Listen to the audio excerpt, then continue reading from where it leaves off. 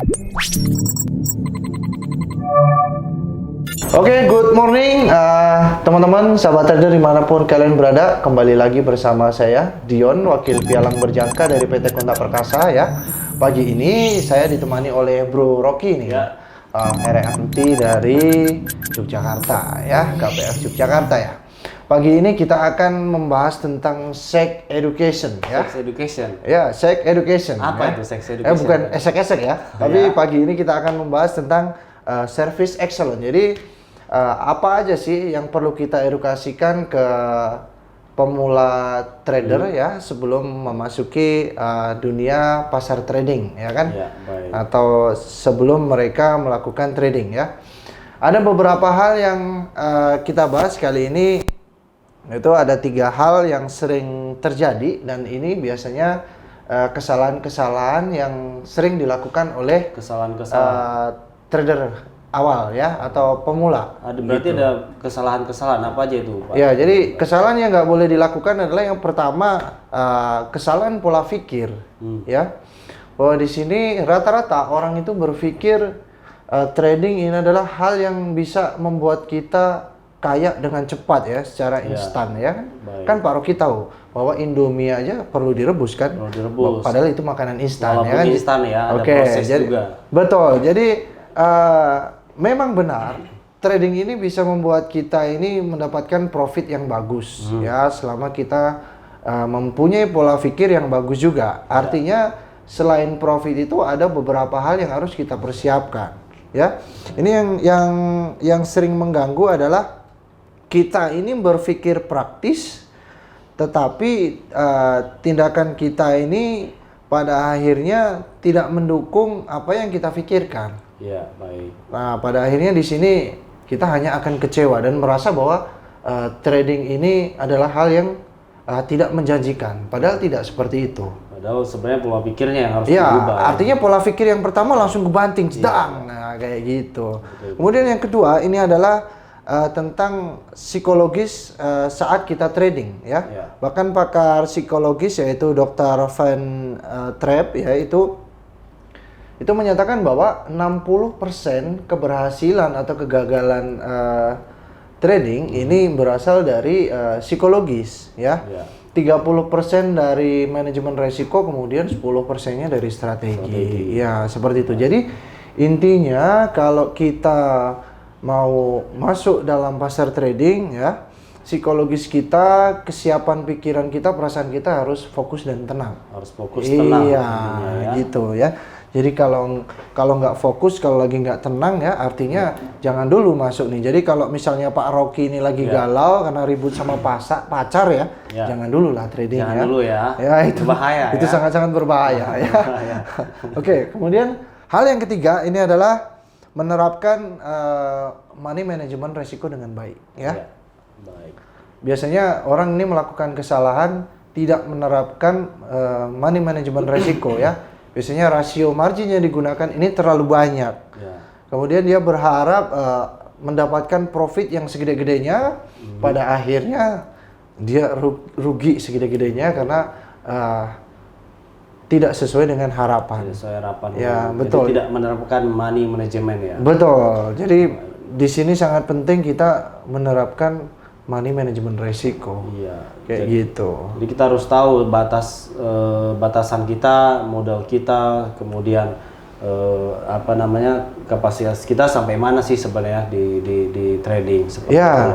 Jadi kita harus mempersiapkan sebatas mana kita akan memanage kerugian itu sendiri. Betul, Misalnya kita punya modal di 100 juta atau kita punya transaksi di pasar ini sebanyak 20% dari modal kita. Modal kita. Ya. Artinya nanti untuk memanage resikonya sendiri kita memulai dengan 20% itu sendiri. Ini contohnya ya. Misalnya kita membuka posisi 20% dengan taking profit misalnya 10% dari open posisi, maka kita batasi resiko 20% dari open posisi. Seperti itu. Jadi memang kenapa rasio untuk resikonya jauh lebih banyak, karena kan namanya manajemen resiko kan yang kita harapkan kan taking profitnya nih, bukan manajemen resikonya. Tapi biar kitanya juga nggak terkesan panik ya.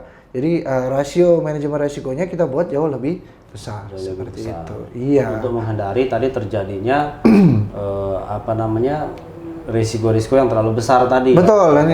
Dan ini adalah 3 hal yang biasanya sering terjadi dan ini orang akan gagal dalam bertransaksi dan pada akhirnya mereka hanya akan ketakutan ya. Betul. Dan juga biasanya orang yang tidak menerapkan manajemen risiko ini lebih cenderung pada keserakahan atau greedy ya. Baik. Berharap nanti dapat profit segede-gedenya ya. Pada akhirnya zonk. Ya, dan di sana dia kena ya yang namanya risiko di pasar gitu ya. Jadi tidak pernah puas ya setelah sudah dapat profit, kemudian pengen lagi nih. Betul. Transaksi lagi, pengen lagi. Jadi ya itu yang perlu kita hindari, Pak Dion ya. Berarti pertama ini kesalahan pola pikir nih berarti. Betul, yang pertama adalah kesalahan pola pikir. Kemudian yang kedua ini adalah psikologi trading kita nih harus baik dulu, harus betul, benar dulu nih. Psikologi kita harus siap ya. Siap dulu. Dengan fokus dan tenang. Iya. Kemudian yang ketiga jangan lupa money management resikonya ya, dan juga kita nggak boleh nih asal ikut-ikutan nih yang lain punya planning apa kita ikut-ikutan karena yang jelas mereka sudah mempunyai kapasitas untuk memanage resikonya, sedangkan kita kalau ikut kita nggak tahu nih modal kita sama dia sama nggak, ya kan? Betul. Kesiapan resiko kita sama dia sama nggak? Nah kayak gitu. Mungkin dia punya dana cadangan. Nah kalau kita nggak ada, nanti kitanya yang repot kan seperti itu. Nah oke, teman-teman, ini adalah seputar hal yang biasanya nih sering banget dilakukan teman-teman trader awal ya toh, yang ini jelas lebih membawa pada kerugian. Ya. Nah seperti itu. Nah untuk teman-teman untuk selanjutnya ya, mungkin kita akan kupas nih bagaimana planning pasar untuk minggu ini ya. Kita akan kupas yaitu dengan Bro Rocky selaku Eranti dari Yogyakarta ya. Oke, Bro Rocky coba paparkan ke teman-teman semuanya nih biar tahu nih bahwa minggu ini peluangnya seperti apa. Iya, baik ya. Teman-teman sebelum kita bahas di minggu ini, kita review dulu nih di minggu lalu harga emas ya khususnya ya, kita bahas emas yang sudah terjadi pergerakannya naik turunnya itu kenapa? Seperti itu.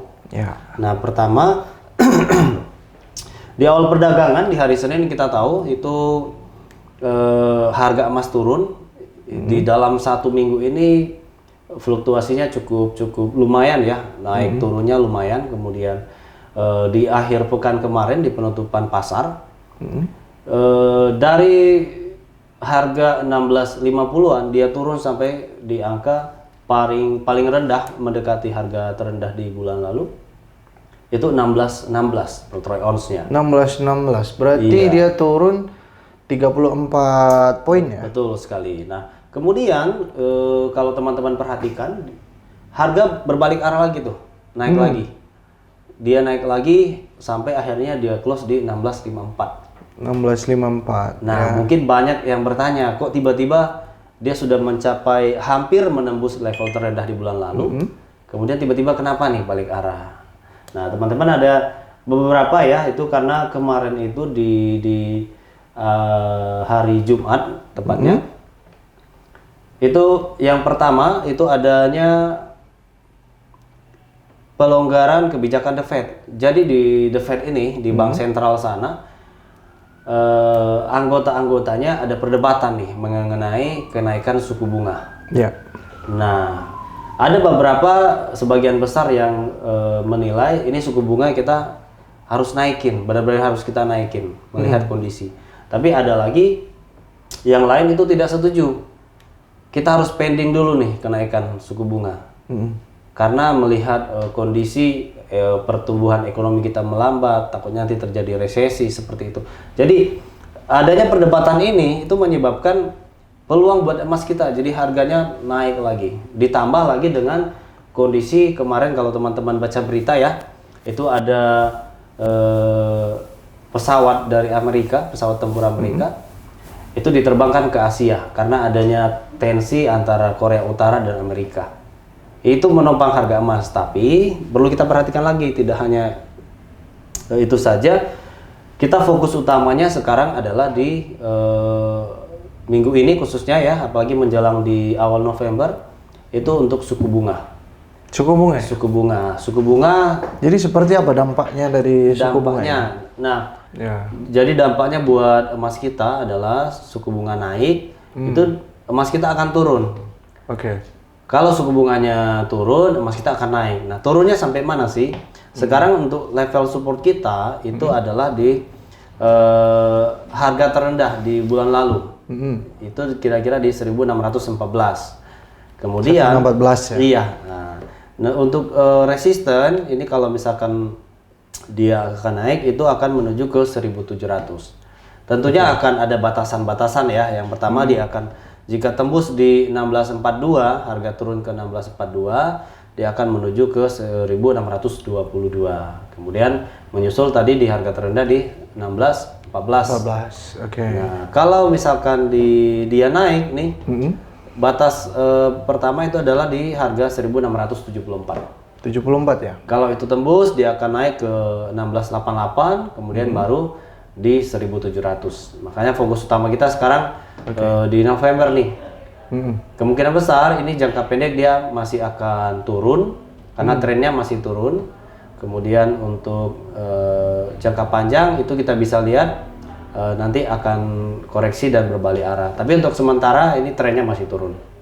Oke, kalau untuk emas sendiri saat ini trennya masih turun. Nah, kemudian kalau kemarin saya baca nih, secara obligasi kemarin juga naik sampai 4,613 ya. Kemudian di sini juga banyak yang menyimpulkan bahwasanya untuk indeks dolar sendiri ya hari ini mungkin dia akan melanjutkan rally-nya ya. Artinya dia mungkin akan kuat untuk naik. Nah, kenapa nih? Di saat indeks dolar saat ini juga melambung ya, artinya saat ini harga emas sendiri pun sementara juga ikut naik ya. Sedangkan kalau kita garis bawahi dari efek fundamental suku bunga tadi, harusnya ketika indeks dolar ini naik, untuk komoditi emas ini bisa tertekan turun ya kan. Kemudian ketika indeksnya mulai terkoreksi turun, maka harga emas ini mulai naik ya seperti itu. Menurut Bro Rocky gimana nih? Kenapa terjadi seperti itu? Nah, balik lagi tadi yang saya sampaikan ini karena di The Fed sana ini masih ada perdebatan mengenai kenaikan suku bunganya. Jadi investor menilai karena ini masih ada perdebatan, itu peluang nih buat kita untuk transaksi di emas.